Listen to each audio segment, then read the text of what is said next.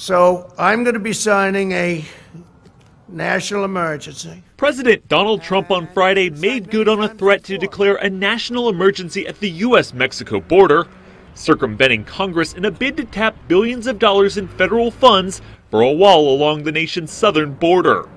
The contentious move, opposed by many of his own Republicans, came as Trump prepared to grudgingly sign a bipartisan government spending bill that would avert another federal shutdown.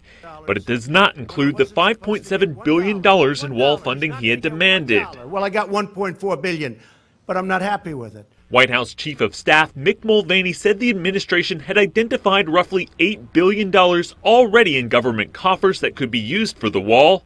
That money includes $600 million from a Treasury Department fund, $2.5 billion from a Defense Department drug interdiction fund, and $3.6 billion from a military construction budget. A senior official said the goal was to build at least 234 miles of border wall this year.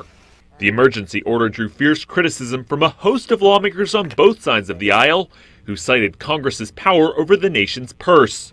Republican Senator Marco Rubio said no crisis justifies violating the Constitution, while Republican Senator John Cornyn said the emergency declaration would not be a practical solution. But after repeatedly advising Trump against it, Senate Majority Leader Mitch McConnell is now supporting the move, saying Democrats had left him no choice. I'm going to support the national emergency declaration. Declaring a national emergency would be a lawless act, a gross abuse of the power of the presidency. 15 Senate Democrats, meanwhile, introduced legislation to stop the transfer of funds Trump would likely use unless Congress authorizes it.